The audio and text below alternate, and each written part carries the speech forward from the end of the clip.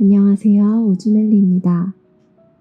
일주일의 시작 월요일, 어떻게 보내셨어요? 긴 온라인 수업으로 지친 학생들, 반복된 업무로 똑같은 일상을 보내는 직장인 여러분 모두 오늘도 수고하셨습니다. 오늘도 있는 자리를 지켜줘서 고맙습니다. 그리고 책 읽으러 와줘서 고마워요. 싱가포르는 수요일이 휴일이니까 조금만 더 힘을 내봐요. 그럼 오늘 읽어드릴 챕터는 계획, 멋진 미래를 마음속으로 그려라 입니다. 어떻게 지내나? 젊은이는 겸연쩍게 웃으면서 말했다. 때로는 좋기도 하고 때로는 나쁘기도 합니다.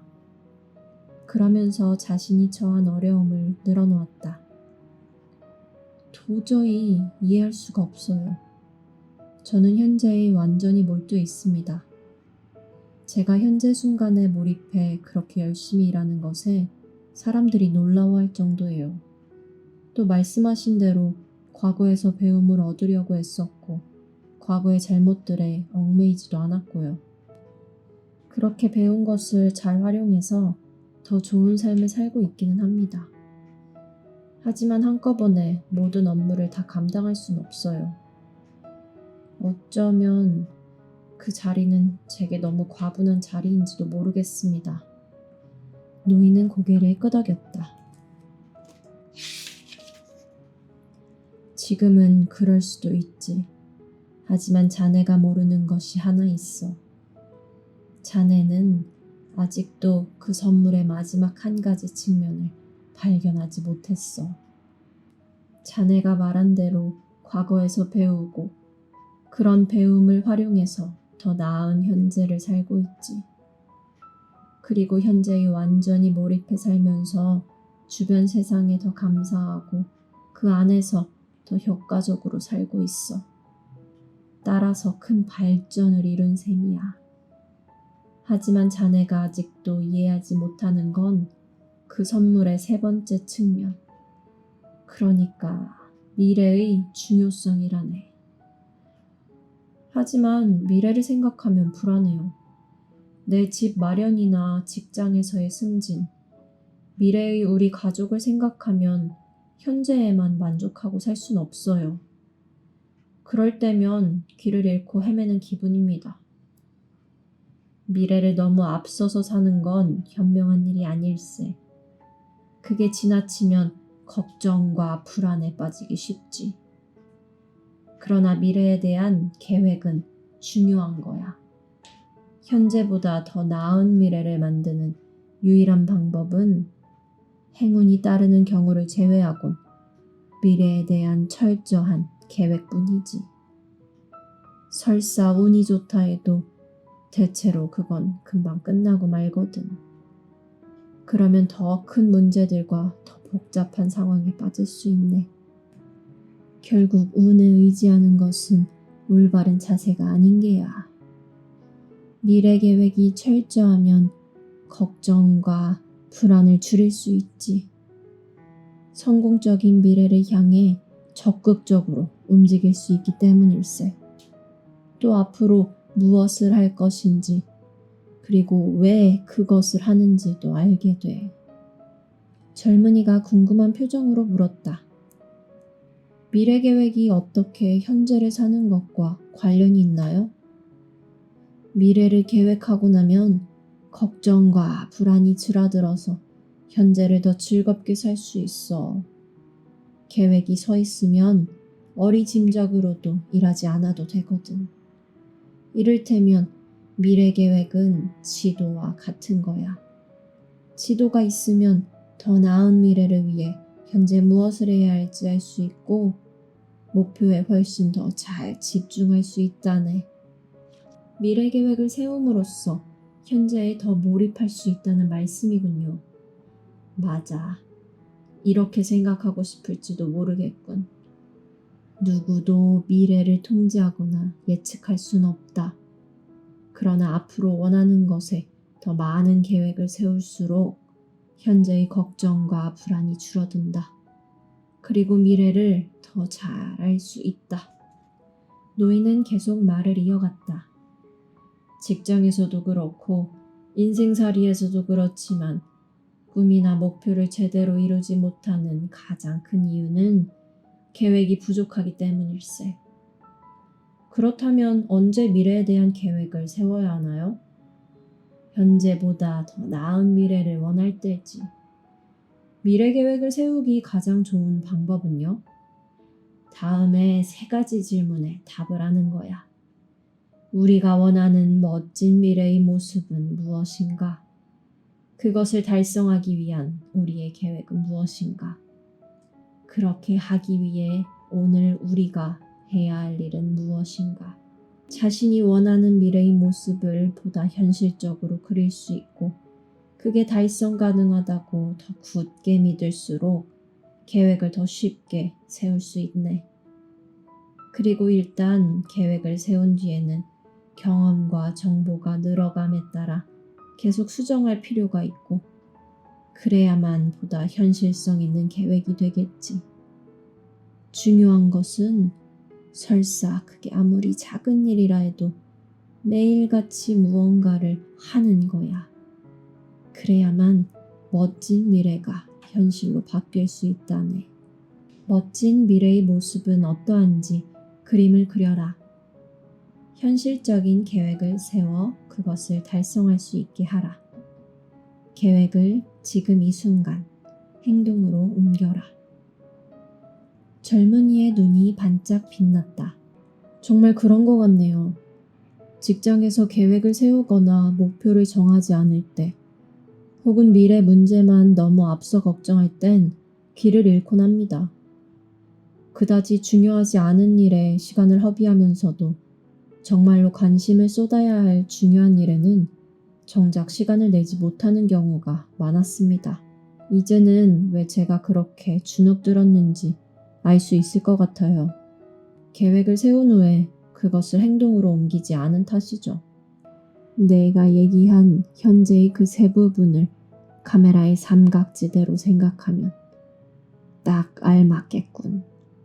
삼각대는 다리가 셋일 때 완벽한 균형을 이루지 않는가? 현재 속에 살기, 과거에서 배우기, 그리고 미래를 계획하기야. 다리를 하나만 빼도 삼각대는 쓰러지지. 셋 모두가 있어야 돼. 그런 점에서 우리의 인생도 마찬가지일세. 현재와 과거, 그리고 미래로 이루어진 삼각지지대 위에서 삶과 일이 균형을 이루도록 만들어야만 훨씬 더 즐겁게 살 수 있는 걸세. 노인의 말을 깊이 새기면서 젊은이는 더 큰 활력과 방향 감각을 얻어 다시 직장으로 돌아갔다. 매일 아침 그는 미리 하루의 계획을 세웠다. 그럼 목표 달성도 훨씬 쉬웠고 탄력성이 생겨서 갑작스런 일에도 적절히 대응할 수 있었다. 이를 토대로 주 단위, 월 단위 계획까지 세웠다. 회의가 있을 때면 미리 무슨 말을 어떻게 해야 할지 준비하고 검토했다. 마감 시한을 통보받으면 미리 시간표를 짜고 개별적인 업무들의 시간을 할당했다.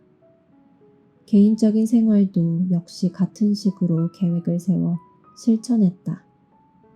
특히 중요한 일은 달력에 적어놓고 그에 맞게 계획을 세웠다. 친구들을 만날 때면 여유 시간을 두고 약속 장소로 나갔다. 집에서나 직장에서나 그는 더 이상 마지막 순간까지 기다리지 않았다. 미래 계획을 세우고 그것을 통해 현재를 더 효과적으로 살면서 더 많은 업적을 달성하여 다른 사람들을 자극했다. 그 어느 때보다 더 행복감을 느꼈고 자신의 삶을 훨씬 더 잘 통제했다. 그렇게 시간이 흘렀다. 직장 상사는 그의 능력 향상을 높이사 다시 승진시켰다. 더 중요한 것은 마침내 여자친구와 약혼을 했고 평생의 동반자로서 자신들의 미래를 함께 설계하기에 이르렀다는 사실이다. 그는 이제 매일 출근길에 늘 현재 속에서 살고 과거에서 배움을 얻고 미래에 대한 계획을 세웠다. 결과는 아주 흡족할 만한 것이었다. 일도 잘했고 동료의 존경도 받았고 무엇이든지 할 수 있다는 자신감까지 얻었다. 그러던 어느 날 예산 관련 회의가 열렸다. 그는 매출 실적이 떨어지고 있음을 알고 있었다. 경기가 나쁜 탓도 있었지만 경쟁업체에서 더 좋은 제품을 더 싸게 판매하는 것이 더 큰 원인이었다. 그래서 자금부 직원이 획기적인 비용 삭감을 제안했을 때 놀라지 않았다. 그 안건은 수많은 직원들이 회사를 떠나거나 중요한 자원들을 포기해야 한다는 뜻이었다. 그는 회의 시간에 현재 일어나고 있는 사안에 정신을 집중했다. 참석자 중 누군가가 주거래 은행에서 적어도 1년 동안 연구개발 비용을 줄일 것을 권고했다고 전했다. 그러면 예산 삭감이 쉬워질 것이다. 참석자 대다수도 그 제안에 찬성하는 발언을 했다. 그 순간 한 여직원이 자리에서 일어나 그건 문제의 본질이 아니라고 강력히 주장했다. 그 역시 그녀의 생각과 같았다. 이번에는 그가 나섰다. 문제의 본질은 우리 제품이 경쟁업체 제품에 밀린다는 것입니다. 지금 연구개발비를 줄이면 당장 예산을 절감할 수는 있겠지만 그것은 결코 올바른 해결책이 아니라고 생각합니다.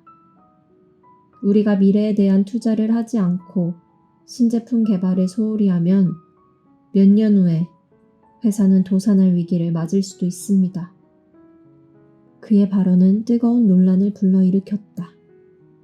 며칠 후 그는 상사의 지원 아래 고객들이 원하는 신제품의 특성을 보고서로 작성했다.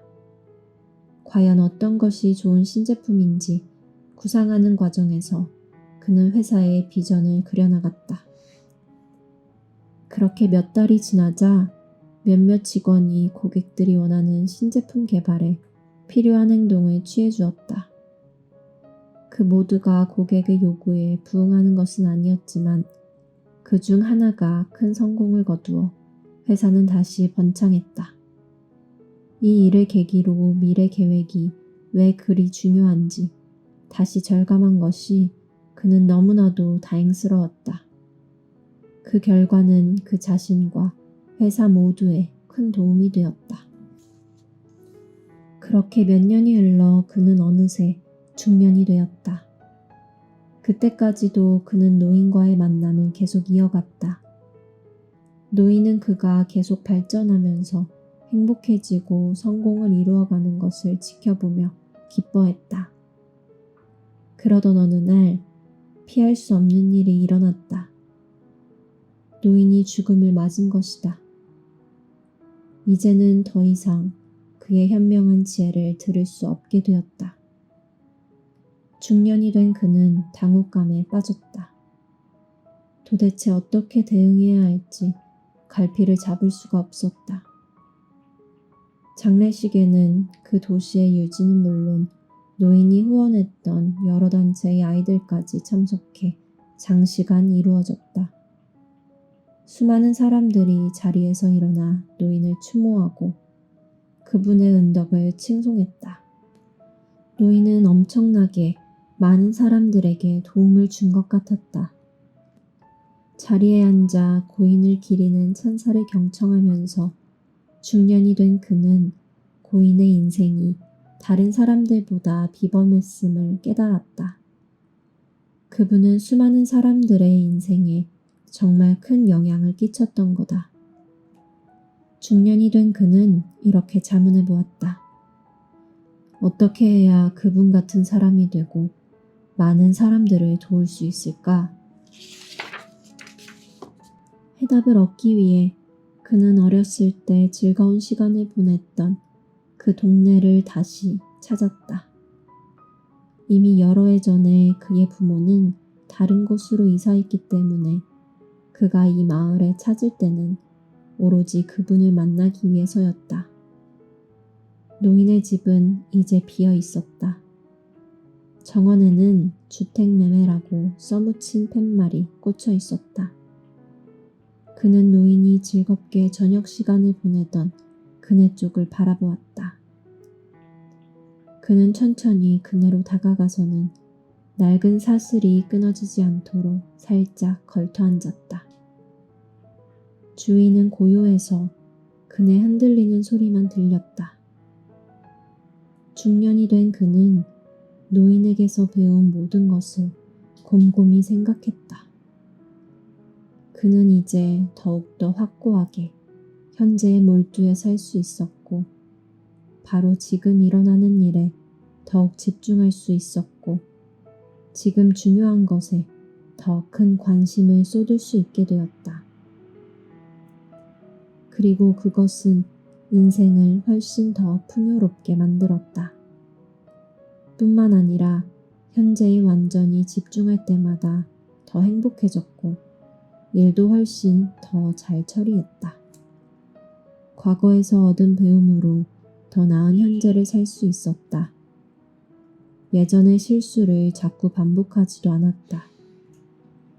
미래 계획이 종종 더 좋은 미래를 만든다는 점도 충분히 알고 있었다. 그런데도 무언가 빠진 듯한 허전함은 여전했다. 특히 더 이상 노인에게 의지할 수 없기 때문에 더욱 그러했다. 그는 조용히 눈을 감고 그네 위에서 부드럽게 몸을 흔들면서 오직 현재에만 집중했다. 그러자 마음이 평온해졌다. 노인이 자기 옆에 앉아 있는 것이 서서히 느껴졌다. 그분은 마치 그곳에 살아있는 것만 같았다. 전에 나누었던 수많은 대화를 다시 들려주는 것 같았다. 그 소리를 통해 다시 한번 노인이 들려주는 지혜의 목소리를 들을 수 있었고, 정감 넘치는 그분의 따뜻한 마음이 느껴졌다.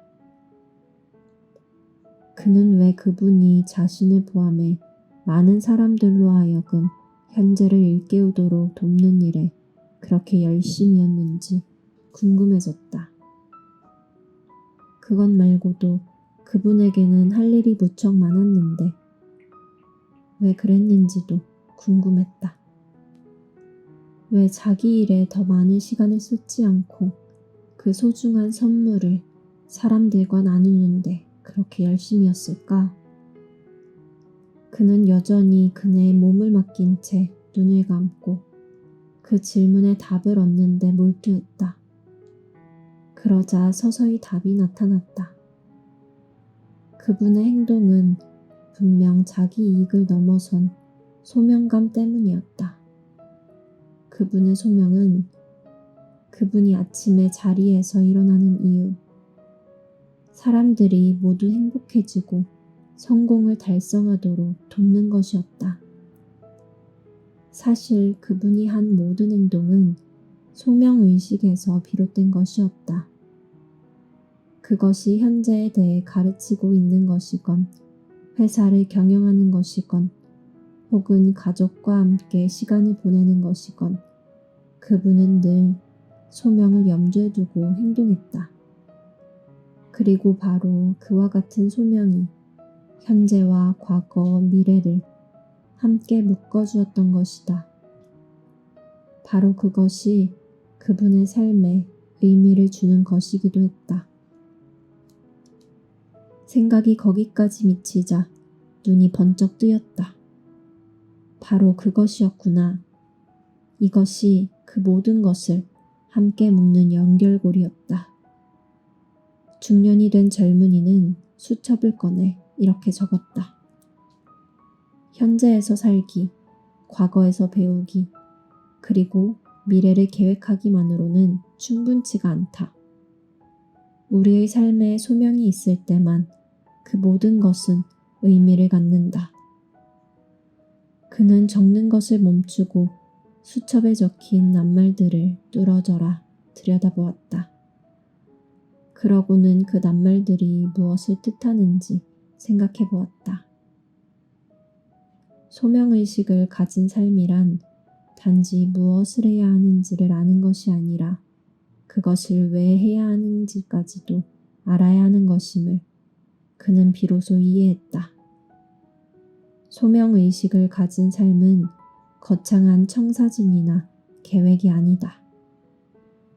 그것은 일상을 살아가는 현실적인 자세다. 또한 매일 자리에서 일어나 우리 행동이 자신과 남들에게 어떤 의미를 갖는지 생각한다는 뜻이기도 하다. 그가 깨달은 것은 다음과 같은 내용이었다. 우리가 어떻게 행동하는가는 우리의 소명이 무엇인가에 따라 다르다. 행복해지고 성공하고 싶을 때 현재를 사는 법을 배워야 한다. 과거보다 나은 현재를 원할 때 과거에서 배움을 얻어야 한다. 현재보다 나은 미래를 원할 때 미래를 위한 계획을 세워야 한다. 우리가 소명을 갖고 일하고 살아갈 때, 그리고 바로 지금 중요한 것에 집중하고 몰두할 때, 우리는 더 잘 이끌고 관리하고 지원하고 친구가 되고 사랑할 수 있다.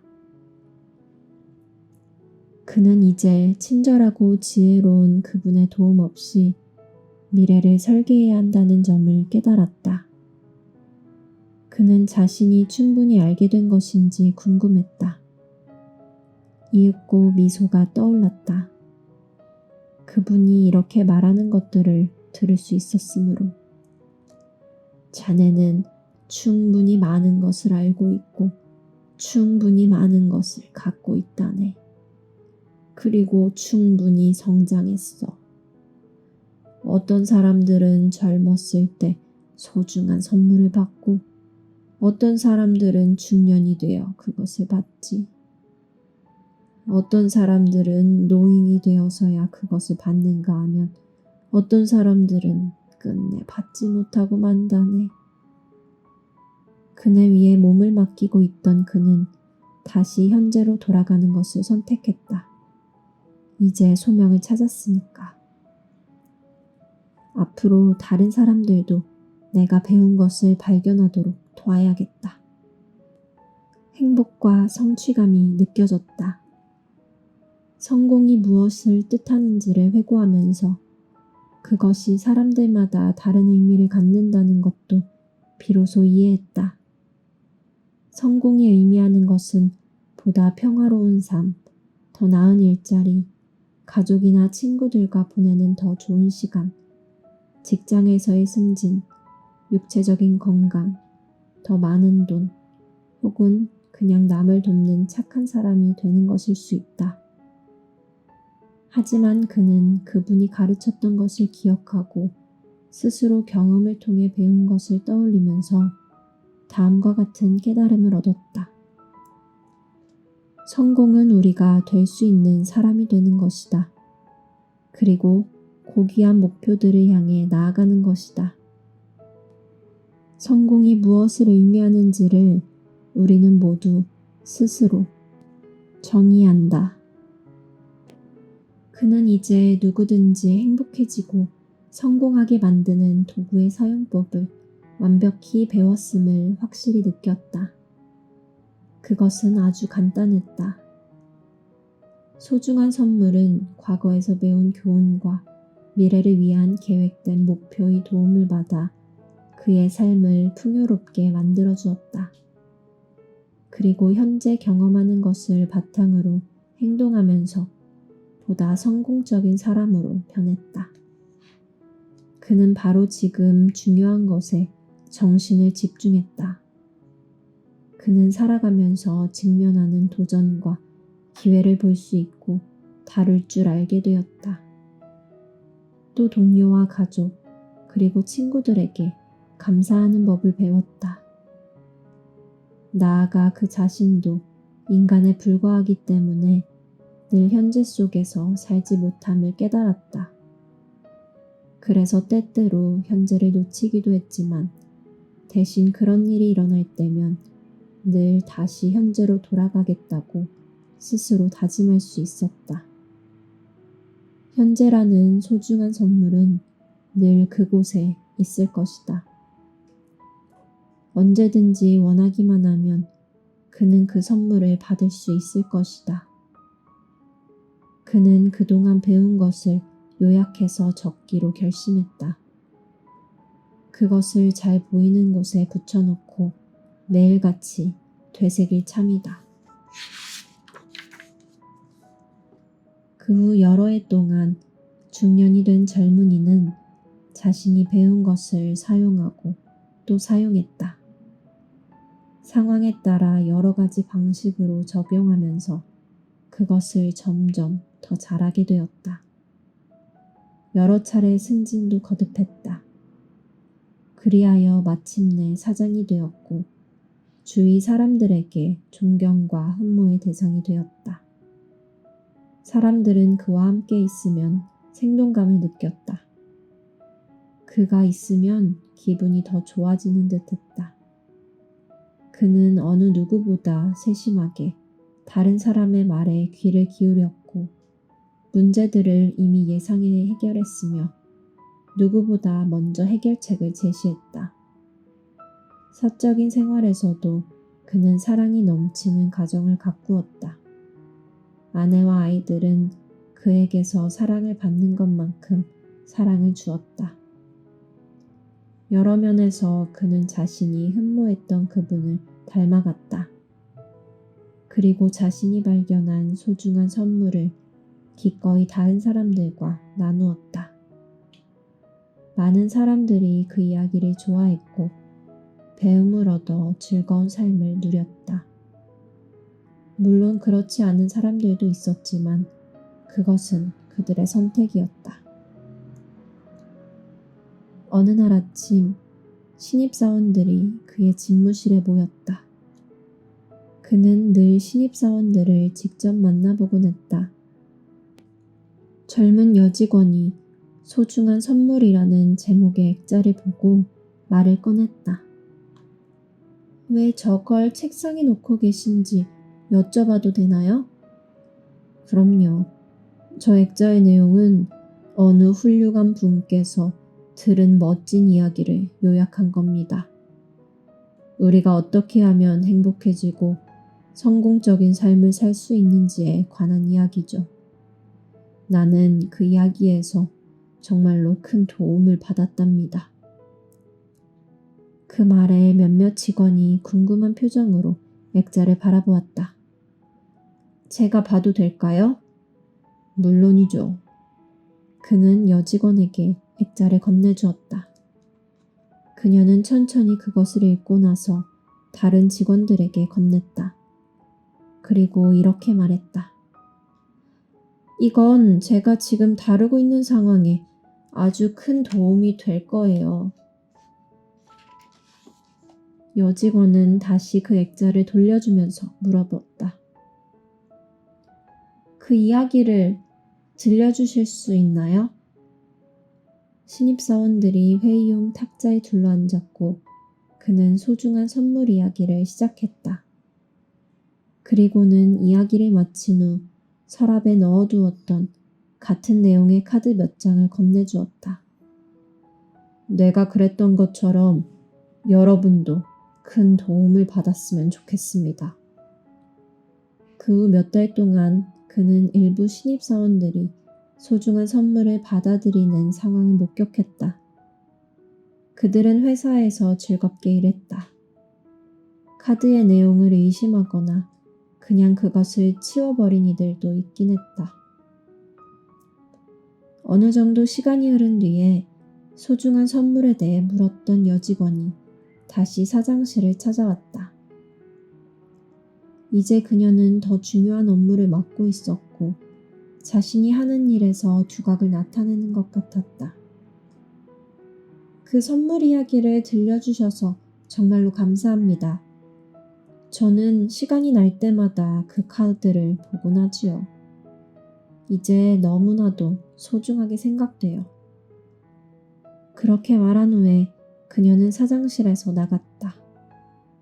시간이 지나면서 그녀는 소중한 선물 이야기를 가족과 친구 그리고 직장 동료에게 들려주었다.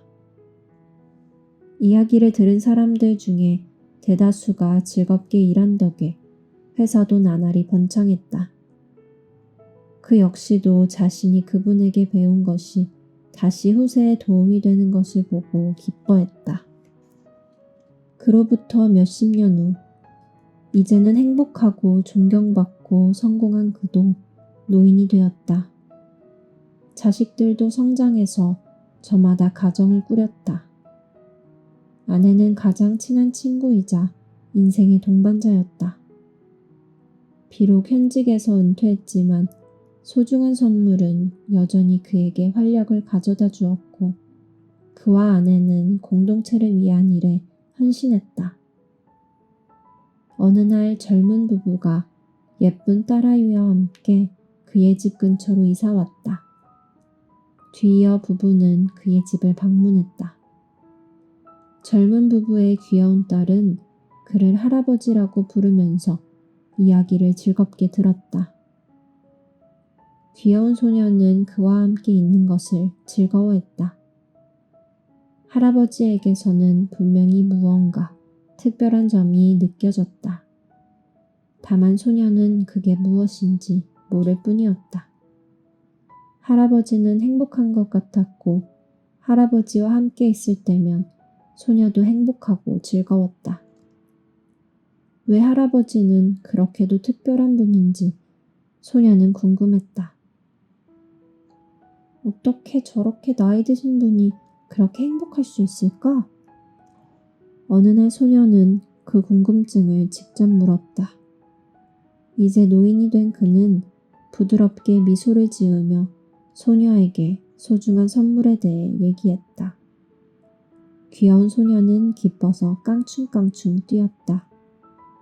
소녀가 밖으로 놀러 나가면서 와 하고 외치는 소리가 들렸다. 언젠가는 나도 선물을 받았으면 좋겠다. 세상에서 가장 소중한 선물을 말이야. 네, 오늘은 여기까지 읽어드리겠습니다. 모두들 좋은 밤 되세요. 안녕.